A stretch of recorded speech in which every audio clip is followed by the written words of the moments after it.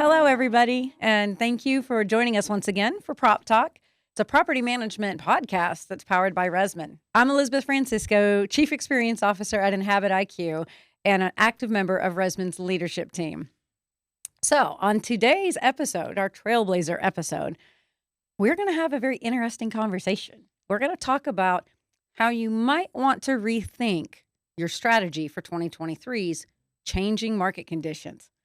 And if you haven't heard, it looks like they're changing. So this is going to be a good conversation. Today's guest is Josh Heck, and he's the Vice President of Sales at a leading SaaS platform called Anyone Home. He's also been a good friend, mentor, and supporter to me personally for almost, about a decade now, huh? It has been. It has been. So Yeah. I'm so excited about our podcast. Like I've already gotten in my head. It's like, okay, watch the giggles and excitement, because I really have admired you. And when I made the leap from property management into being on the supplier side, there are certain people that I saw in the space and I really respected. I like the way that you have your integrity shines through and your reputation precedes you. So I always looked up to you and wanted to have somebody say the same thing about me someday. So I'm thrilled that you're here today. Well, I can confirm it's been said about you. Oh, And you are so gracious. And I feel the same, right? You've been tremendous over the years. You've been a good example to people, a trusted advisor. And I know many people do look up to you because I hear it often. And that's a really good thing for you. well, And for us. I had some good mentors. I'm just saying. That's the best part about multifamily. We are a family. The good and the bad and the ugly, but we are a family. Well Right? said. Well, I am excited to talk about this particular topic. And I couldn't think of anybody better to join me, given your industry in the space or your experience in the space, and just your knowledge of platforms and customers and the way you have such a consultative approach. And part of why I reached out is, I was prepping for a panel that we did last week at NMHC's OpTech event. And I was on there with my good friends, Jeff Adler and Greg Willett. They're great guys, the data gods of the industry, if you will. Hopefully they'll hear that and appreciate that. But our topic was the economy and the market updates for the industry. And really what led to this was, we've all seen the headlines lately about, what's happening in the industry. We had negative net absorption in units. So if you read the headlines, I had 10 of them I collected. It really paints kind of this dire picture for 2023 and 2024.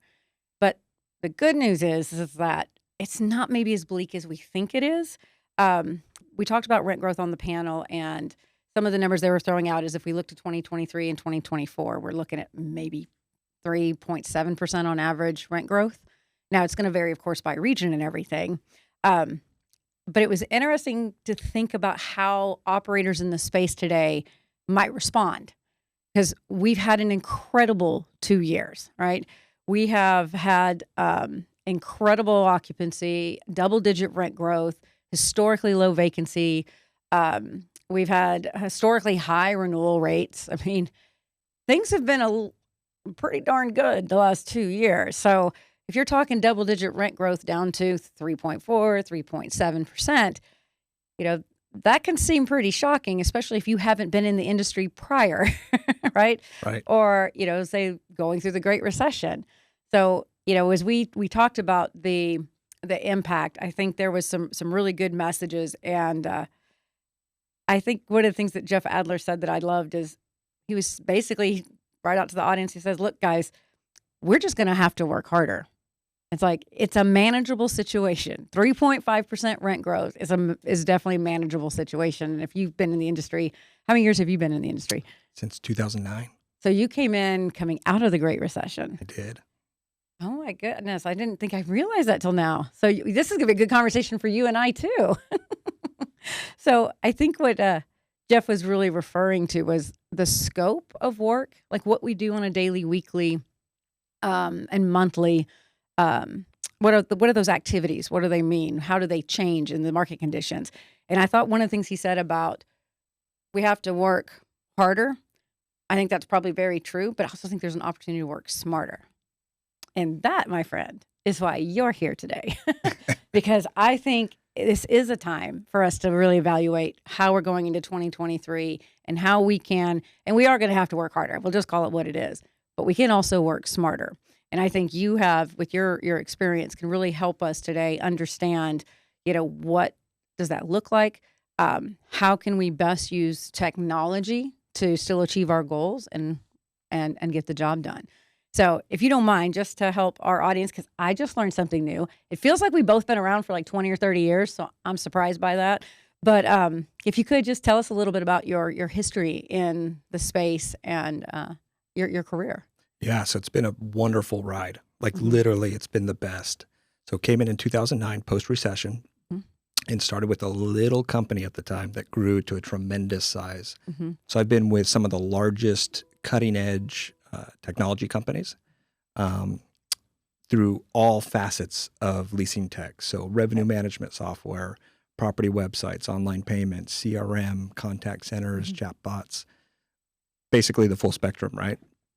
And I've seen a lot of good things. I've seen some okay things, and I've seen some not so good things. Mm-hmm. But it's just been, like I said, an amazing ride because I've had the opportunity to work with a lot of great executives, Mm-hmm. a lot of good, site teams, Yeah. and been able to learn and to garner their experience, which I can then translate over into, well, what are their unmet needs and how can we accommodate or help them as they continue to scale?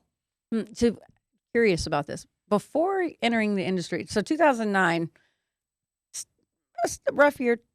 2010 looked better, but compared to 7, 8, and 9, anything would have looked better. So I'm curious about how'd you get in the industry? What were you doing before that? It's totally random. So no intention of getting into the industry. What a lot of people don't know is I'm an accounting major. And if you know me and spent time with me, you go, wait, that doesn't add up. Yeah. Right? Do you see the face? That was a real reaction. Yeah. And it was specific because I started off to go into federal law enforcement. And in fact, I tested with the FBI, got a conditional offer. To Okay. go So to for whatever Quantico. reason, that does not surprise me. And now I'm thinking of why people call you Superman. Oh, yeah, they do. I get a lot of Clark Kents, but that's just because I part my hair. Let's face it. Yeah. Well, no, I think if you were wanting to be in federal law enforcement, it might be something about the mystique there. Yeah. So it was just totally a coincidence. So I started working in an accounting department to get experience because at the time you had to have a technical degree Okay. and technical experience. And our CFO at the time, and this is outside of the space, he just said, "Hey, Josh, I really think you should try sales." I was like, absolutely not. It's never happening. It's not for me. And he tried 3 more times and I declined him. And on the 4th one, he came back and he said, "Hey, we will pay you this much. Mm-hmm. What do you think?" And I looked at what the offer was and I said, "Yeah, I can do that. When do you want me to start?"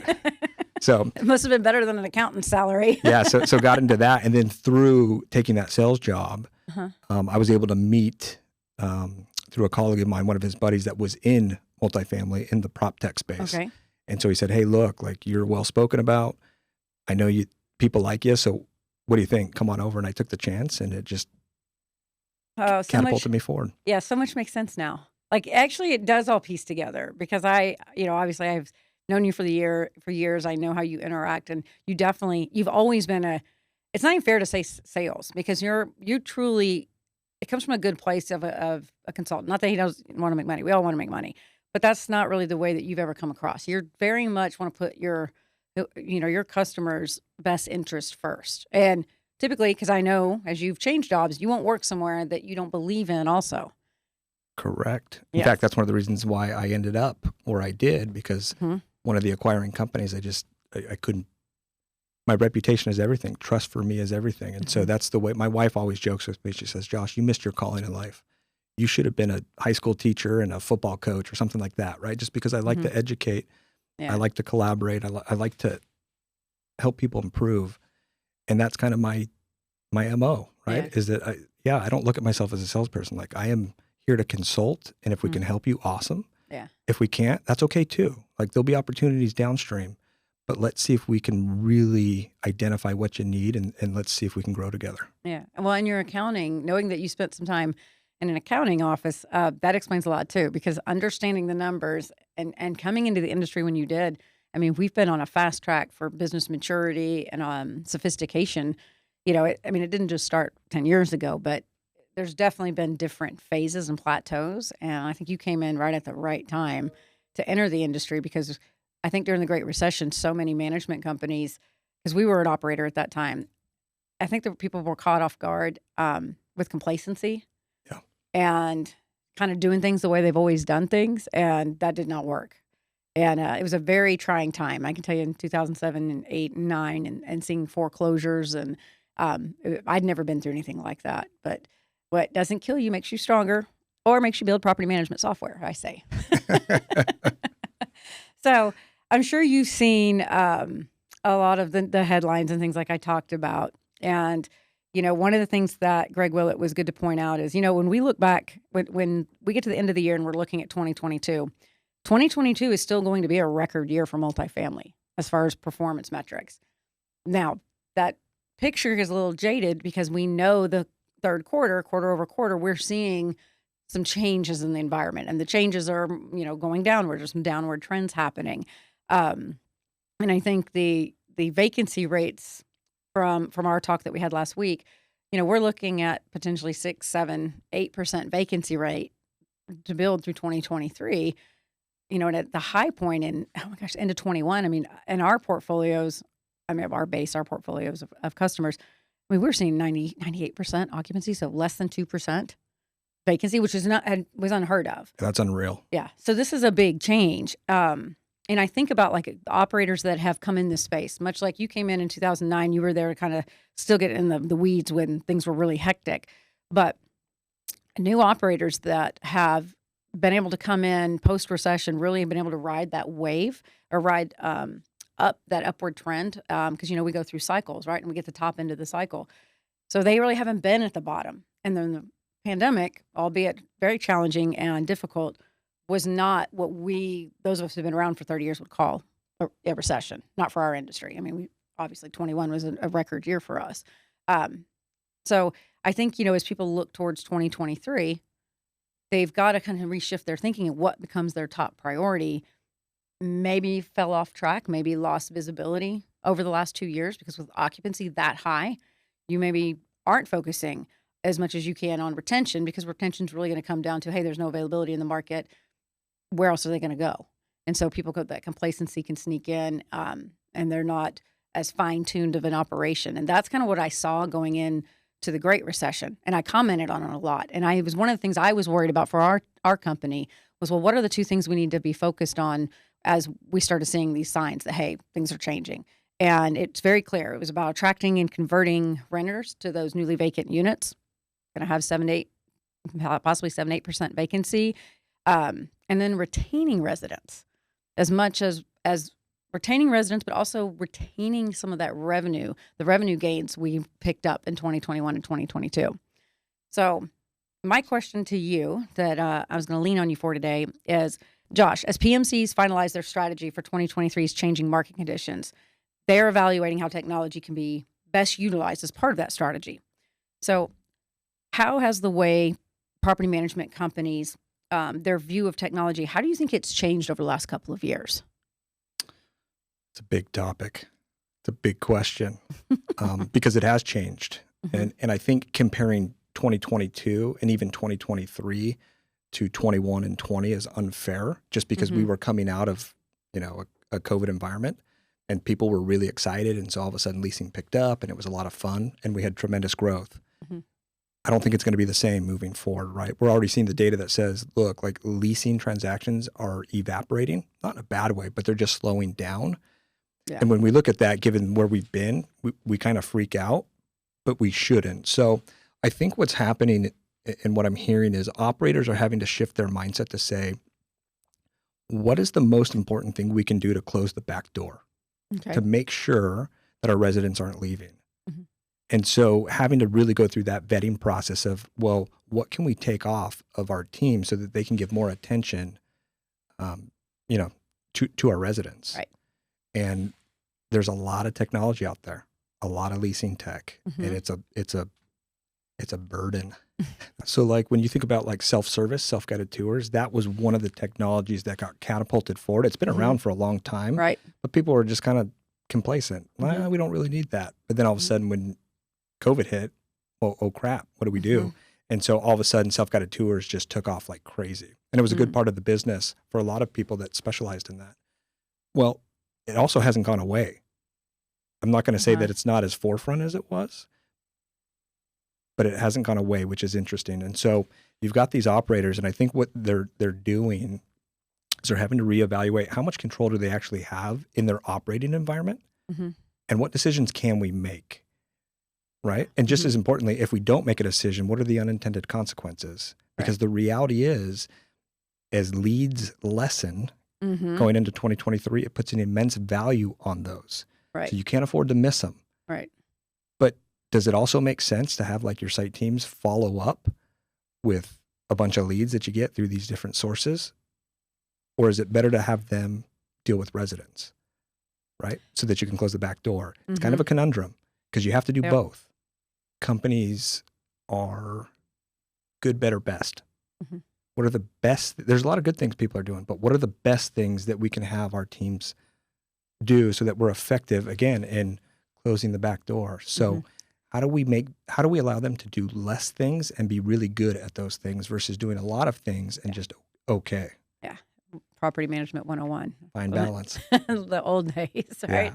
Sink or swim. Everybody does a little bit of everything, but what is it? What is that saying? The jack of all trades, master of none. And I think what you're saying is it's time to really think about what can your team be the master of and put them to work doing that. Yeah. Well, and it's also about trust because again, the legacy mindset has been, well, our people are better. I don't doubt that your people are good. But are we to a point where you're okay to let your people not have to do everything and change that mindset? Because technology can really, really provide some air cover and be effective. Our mindset has always been, and I can say this because I have 5 kids, right? And so when I take them to Baskin Robbins, like if you were to ask my kids, well, what flavor is the best flavor? Is there an answer to that? Well, you're 5 different answers is my guess. You have 5 different answers because they all have different. 6, because if I'm going with you, I have my own opinion. Exactly. But they all have different tastes and they all have different likes. So there's not a universal answer. It's all specific. And what that means is in our world, are we creating an omni-channel approach and exchanging in the currency that our renters want to exchange in? Omni-channel is a word that's thrown around pretty easily, and you see it in all industries. Where do you think we really are as an industry understanding how to best use an omni-channel and how we're structuring those different channels? Like, where do you think first off, where do you think we really are as an industry, and then where are those gaps? I don't think we've let go of full control yet, because you see a lot of technologies that will say, hey, when you call us, we're going to hang up on you, and then we're going to force you through a text channel because they think everybody wants to exchange via SMS. Well, that's just not the case. Like if I'm calling a property, or if I like my wife, it drives my wife crazy because she's all, like I'm going to communicate through this app and that's her way to communicate. But when I want something, I need some information, I'm going to pick up the phone and I want to talk to somebody because I have some other questions that I want to be assured on. Yeah. You know what I mean? So don't even get us started on banking. Right? But or the utility companies, yes. The utility companies, yeah. So I think it lends itself just to add a higher importance to leveraging data to understand what your renters want, to see what channels they're really coming through versus forcing them somewhere that you think they might want to go.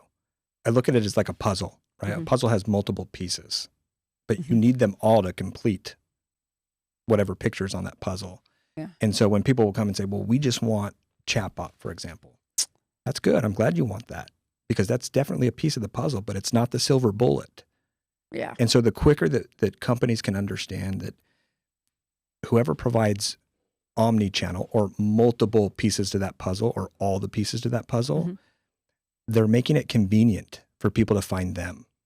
So instead of like a push demand, it's a pull demand because you're attracting them in through those different channel types based off of how they want to exchange with you. Yeah. Oh, I like how you said that's a pull demand because that is a little bit of a different context. Because I'm thinking if there's, somebody that's out listening today and they've got their different and possibly even different providers for those things. And best in class. I'm a big supporter of that. That's been, the backbone for Resman coming to market. We've always been the one that was open and friendly API. When you have the different people doing different aspects of the channel or the different vehicles, then it can leave very different impressions with the renters who may experience those channels. Or it could also affect directly results too, because one can get really fixated on their piece of it. Yeah, it becomes fragmented. Yes, fragmented. That's what I was looking for. Yeah, yes. I could talk about this for hours. There are pros and cons to everything, and there are also consequences to each choice that we make. The consequence of using multiple providers for each channel, if they don't talk well or work well together, it's going to provide a bad experience. And it's also going to leave you kind of in the dark. From a data perspective. Right? Because now it's not pure. And so what's the true narrative? Okay. Like, let's not waste time and try to figure that out. So there are efficiency gains when you go to a certain platform.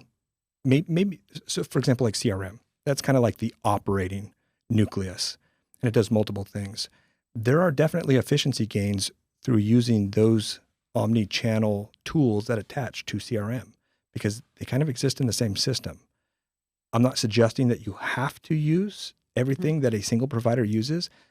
But again, if you're going to choose something, you better darn well make sure that it plays nice with that other provider, because getting those to talk and work together is paramount on your success. It is important for you to understand, what are you leaving on the table? And if you haven't been focused on that, or you don't realize what portion of the market you're missing out on, I hate to say it, but it's going to become right up in your face in the next, 9, 12 months, maybe even sooner, because of the market conditions. And depending on markets, it could be more severe. So, thinking about how I would structure it, and maybe that's what I'm asking you. Help me think about what advice do you have? What is the best way to structure, and what tools do you think operators should be relying on today to manage the lease conversion? You're gonna hit me with that. So how does that improve your margins if you're only having them spend time with the cream of the crop?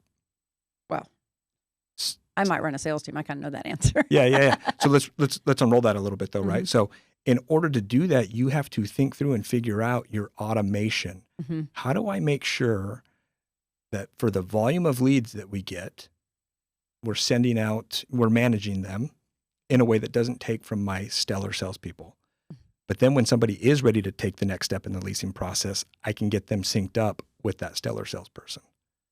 So what do you think attributes to that? What are those steps? What helps siphon through the most qualified? And in our world, we identify these as ICP, right? What's my ideal customer profile? Like, these are the ones that it makes sense. You don't want to spend your time trying to sell someone on, a 3-bedroom apartment that needs 5 bedrooms, right? Or has occupancy, is going to exceed occupancy. Like, understanding your customer is key to that. So how do you use the technology to do that? It takes effort. Because what has to happen, no, I'm serious, what has to happen in order to make sure that your team is only dealing with the best, you have to think through what your playbook is. Okay. So there's a leasing playbook, there's a resident playbook, there's a company playbook.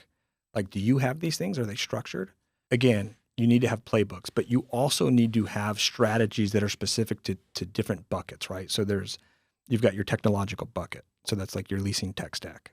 What does that involve? So like, if I were to do a true honest assessment of if I'm running a company, I would want to know, hey, what is our current state? What are we using? And is it optimal or not? Are there gaps? And if there are, where? Let's go explore how we can plug those. So what kind of gaps would you typically see? I mean, because we all know what you do for a living. You're out consulting in this space. So what are the gaps that people may be unaware of right now? There's gaps in playbooks. So we actually know, for example, when you set up let's call it automation, and you have a sequence, and you're trying to get these people to the next step in the leasing process, there is actually value. Like, we're going to tell you automate as much as you possibly can. But the data, we actually also know that there is value in having a human touch point in that leasing process. I would agree. So now the question becomes well, where does that take place? right? So you got to think through those things, and you need to lean into your provider so that they can help you understand, here's where we see typical best results that are tried and proven. Okay. Okay. And so when we look at our CRMs, um, do you ever get pushback from customers that you deal with about automated emails? Oh yeah. Like when I get them, I know that's an automated email, Yeah. right? And so it's not that personal touch. So how do you overcome that? Is that what you mean by you still got to have that person call in, or that human being reach out to another human being? And at what point in that life cycle does that typically need to happen?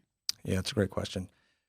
So the short answer is it depends. Mm-hmm. So yes, if I get an email instantaneously, like I know it's a robo. Mm-hmm. Okay? I think we all do now. Everybody does, because everybody does it. Well, is there a way that you can delay that response? Meaning in the automation, can you actually say, hey, I want this to send after this trigger event at, X amount of time post occurrence? Yeah, you can do that. Mm-hmm. So it doesn't seem as automated, which is a really cool tool to use and leverage. So there's one thing. The other piece is when you set up your playbook and you've got maybe an automated email goes out first, right? Mm-hmm. Maybe you delay it. Well, then maybe you do an automated SMS because they've opted in. Cool. Mm-hmm. Then maybe you say, hey, on the third touch, I actually want somebody to call, right? To reach out, a human touch point. Or maybe you want a human to reach out via email or text. Doesn't matter. But get them to reach out. And so put them, in the third, fourth communication in that sequence. So that way people are like, oh, hey, like, cool. Somebody cares. Yeah. Well, and it's funny you say that because I'm that person now that when I'm online and I chat, I'm like, I'm not talking to you. I don't care whose little picture that is. I know that's not who's really there. That's automated. And that brings up an interesting point about, chat bots, because we have emails, we have SMS, and obviously chat has come into the market, full bore in the last 2-3 years. But I still question whether our perception of chat bots and true AI is really where it needs. Like, it's not. I think the general public's perception of what an AI-driven chatbot is still it's not accurate. I feel like in our industry we're still working through some of that. I mean, there's one or two offerings out there I know that are using algorithms that are learning and growing. But there's also a lot that are you're structuring your automated responses. Like your team is building that out and still having to be engaged with that. Yeah. So the intent behind like AI, it's actually good because you're trying to lift the workload off of team members on site. And really in our space, there's only one company that actually does natural speech language processing really well. Mm-hmm. All the rest are just kind of like, they use chatbot AI interchangeable. It's not a true AI tool. But even the company, I won't say their name, but even the company that does it, there are still limitations in AI that people forget. And it's called fair housing. Mm-hmm. Well, it's funny because I know the company you're talking about, and she's a great entrepreneur and founder. I know her very well, and it is a great product. But you are right that there's nothing is perfect is the point. Nothing's perfect. And so, which again leans more towards the relevance of having an omni-channel approach, because there's no silver bullet. So where do you think and as you consult with different customers and you try to help them evaluate their needs, what is the most, I don't know if gap's the right word, but when you sit down and you have that consultation, where do you typically find a property management company has the most opportunity, maybe that they're unaware of, that you get to come in and help solve for? So this might sound funny to you, but it's communication. If we go into a company and they don't have a top-down and a bottom-up approach, it's going to be a disaster. And the reason is because how many times, think about this, how many times have you seen when you go into a company and the executive team, they're all in and you're doing this, but they fail to communicate to the site teams or their regionals why they're doing what they're doing and what they're going to be implementing. And then all of a sudden it's just thrown on these people. They're like, what the hell? Like, Yes. I just barely got to know this other system. it was working fine, and now I got to go learn this. This is a waste of my time, right? So now all of a sudden you've got resistance. So communication, the more aligned a company can get from the top down and the bottom up and bring those groups together to really strategize on what the needs are and what the framework should look like, those companies thrive.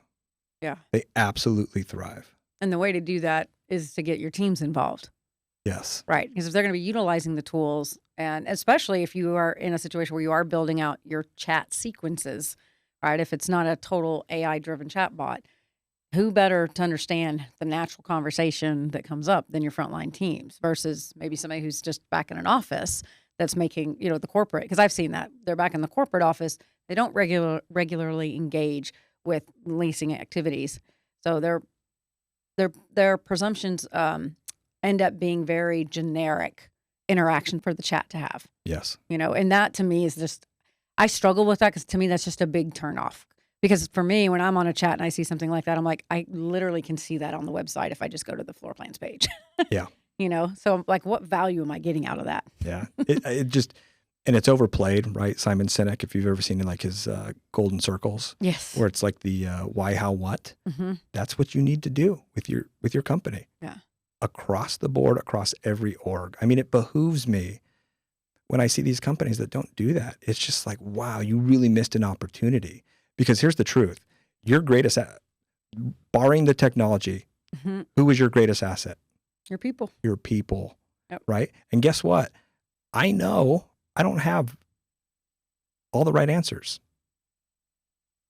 But shouldn't that like put the onus on me to go and find them? Absolutely. Smart leaders will do that. Right. And guess what? You've got some really smart people on your properties. Like lean in, get them to come. Right. And share their insight, their experience.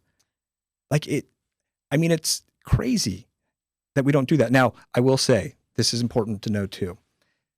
There is a balance that needs to happen because there are different objectives and initiatives for an executive team versus a property team. So there is a time and a place to bring them together. But by and large, they're going to be different conversations. No, that's a fair point. Let me give you an example of something that was garnered through property teams. So there's a functionality that was built called Fit Leads. Okay. Stands for finance, interest, and timing. What it is it's a lead management scoring tool that is based off a scale of 1 to 10, 1 being the least likely, 10 being the most likely, on where your residents, which resident fits which unit type. So what was happening is these site teams were like, man, we want to be more effective, right? Speed to lease, but we also want to be like consultants. How do we do that? Well, guess what? Fit Leads equips you to do it. It equips you to be a consultant because now when you pull up that resident and you pull up like a guest card and then you can see all the units that would be a great fit for them based off a scale of 1 to 10. So now you can go to a prospective renter and say, hey, guess what? Like, I know you told me these things, but this might be the better unit for you.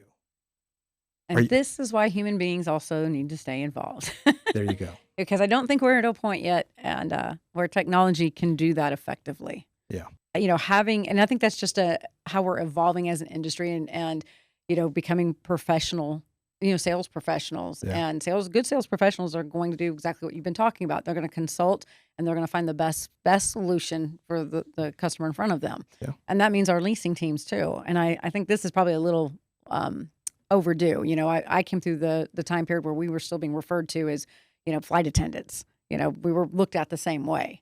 And in the reality, it's, these are skill sets and you're trying to help someone find a home. I don't think there's anything more personal or has greater responsibility from a sales perspective than where you put somebody and where they're going to put their head at night. Exactly. And believe you me, like if I could, I would create 100 Elizabeths, right? Because you can do it and you can do it well, but that's not scalable, right? For you to do one thing. Well, this technology piece, it is scalable. And now you can make the critical mass really, really good. Yeah. Oh, that's great. So talking about the leasing process as we, as an industry, continue to grow and become more sophisticated, I was just curious about, like, Do you think that people mistakenly made the leap that through email initially and then through SMS and then through chat that somehow we've deprioritized the phone?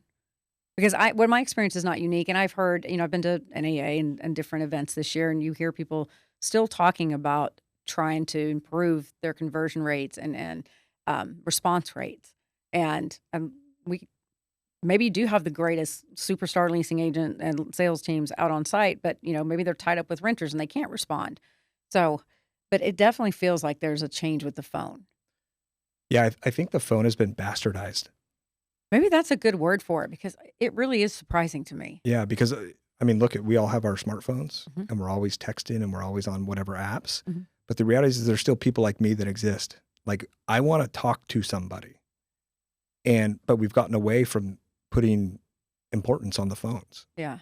And a lot of it just, again, I always say this, you don't know what you don't know. Mhm. Every single time I've done a shop analysis for a company that's not used a contact center, Mhm. the data is always super compelling and catches them off guard. What do you mean by that? What I mean by that is it's always way more missed phone calls than they expected. But we took it a couple layers deeper to say, okay, on those phone calls, did they ask for these types of information, all the binary stuff? So like first name, last name, contact info. Did you ask if you want to come in and see the property? And it just is missed because unfortunately there's a staffing shortage. Yeah. And there's so many things going on at the properties that they don't have time. And then you have the old school thinkers that are like, well, we have a voicemail. Well, guess what? Sorry. Yeah. Guess what? Nobody's checked that. I remember going out on site and doing some takeovers. I'm like, you have 44 messages in your voicemail. When's the last time anybody checked this? Yeah. So the abandonment rate is 83%. Yeah. So people that hit a voicemail, they're not going to leave one. Yeah, I've probably been guilty of that myself because no one's going to call you back, and we've conditioned our own consumers that we're not going to respond that way. Yeah. So that's definitely a piece to it, right? It's just that people, with regard to the phone, have thought they just don't know what they don't know. Mm-hmm. And then the other piece is there's this old school mindset that, well, my people are better than, say, people in a contact center. Mm-hmm. Okay. Yeah, and that may be true. Maybe. For the calls that they answer. For the calls that they answer, exactly. And then when you go and you look at performance, look, it's not that people don't have bad days or take bad calls, because it happens both on-site and in contact centers. Mm-hmm. You can't get around it, right? Until you can control everybody. Yeah. But the thing is what on that side of the business that we see is people in a contact center, that's all they do. So those calls are always going to be 2 times longer than any phone call that's taken on site.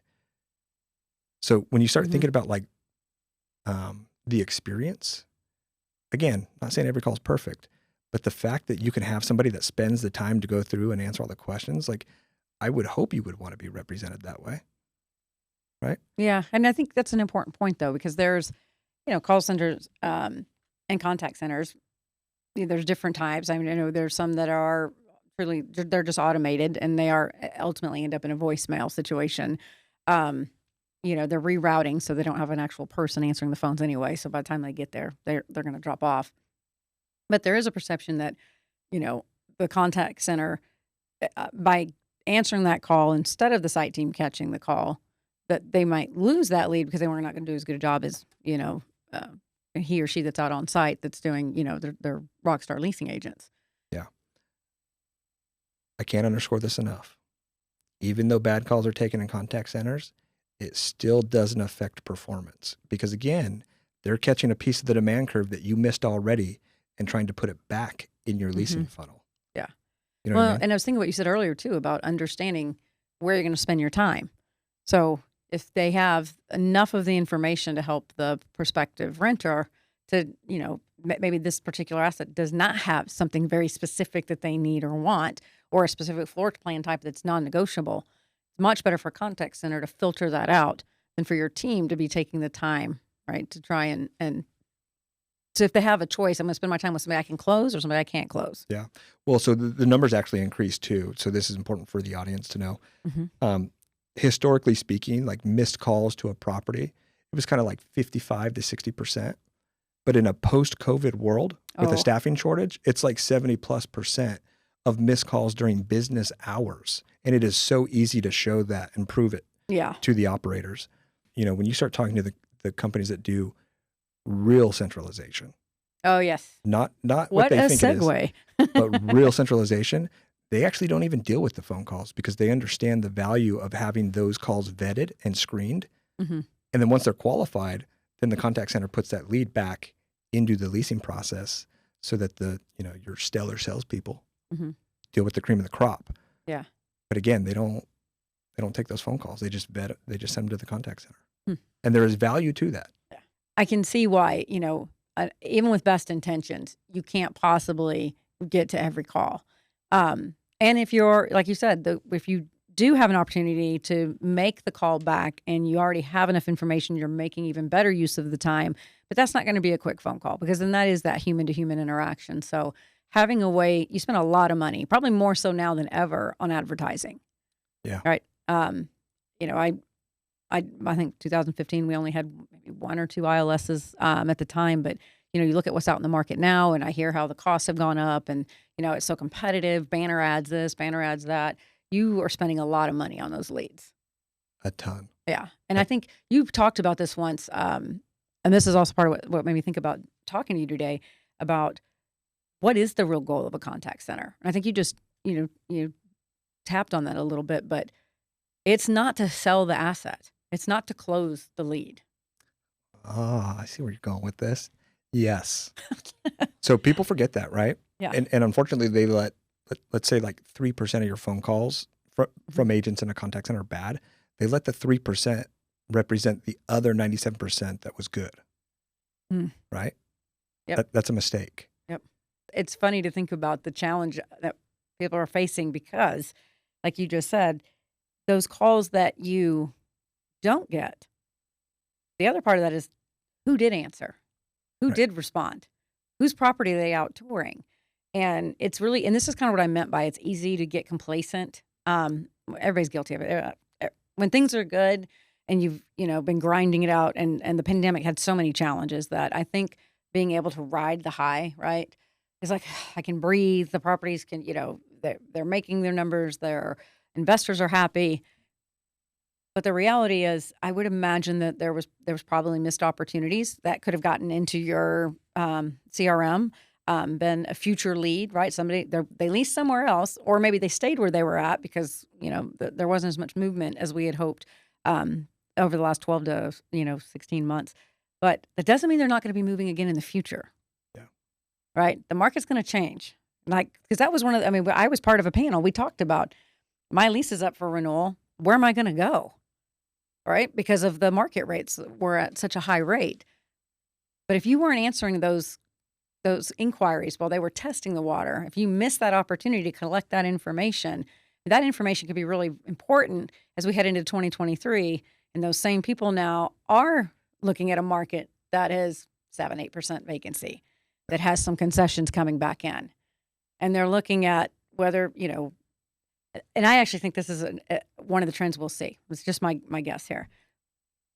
But I would imagine there's a lot of people that stayed put that were ready for a change because they just spent 2 years in their apartment, like extended periods of time, right? Maybe they work from home or they were, unfortunately, some of those people caught in the job transitions. People spend an awful lot of time in their apartments, and the service requests show that, right? Yeah. When the opportunity did come back around, rents were, we were at a really high point for market rents and renewal rents. There wasn't a lot of options. I think that alone is going to drive some impressive volume next year because there are people who wanted to make a change. They're ready for a change. They're just tired of the same four walls. Maybe they move somewhere on your own property. If that's the ideal situation. The reality is, I think we're going to see some transactions, the volume of leasing activity. Sorry, not transactions, but the volume of leasing activity might surprise us next summer. Yeah, I think it always surprises us. Anytime peak leasing season, comes around. Well, I think from a historical standpoint, like we're always talking about what's the new norms and how has the leasing cycles shifted and are they getting back on track? And how do we compare to 2019? I hear that constantly. I don't know. I think we might be talking about one other historical trend because I just know the people in my own personal space that are like, oh yeah, I'm so ready for a change. Yeah. And if they could afford it, they would have already done it. Yeah. I agree with that. Yeah. So it goes back to what you were saying about those leads and capturing them. It's going to be super important that you have that contact information. And the person that's not looking today may be the person who's filling a vacancy tomorrow. Right. Awesome. Well, thank you for joining us today. I hope you enjoyed the conversation. I did. Actually, I have to say, I have a lot of trailblazing conversations, and this one I think put me more back in the mindset of being an operator, which I love, and it's good for me. It's good for Resmond, by the way, for us to put that hat back on. And yeah, I really appreciated it. Like, I enjoyed going down memory lane a little bit and trying to think about solving problems. No, thank you for inviting me. It's just been being able to rub shoulders with you again at a more frequent cadence has just been delightful.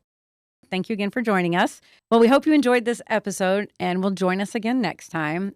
Be sure to subscribe to PropTalk on Apple Podcasts, Spotify, or wherever you get your podcasts. To learn more about Resmond's property management platform and to get more insight into the multifamily ecosystem, visit myresmond.com. Thanks, guys.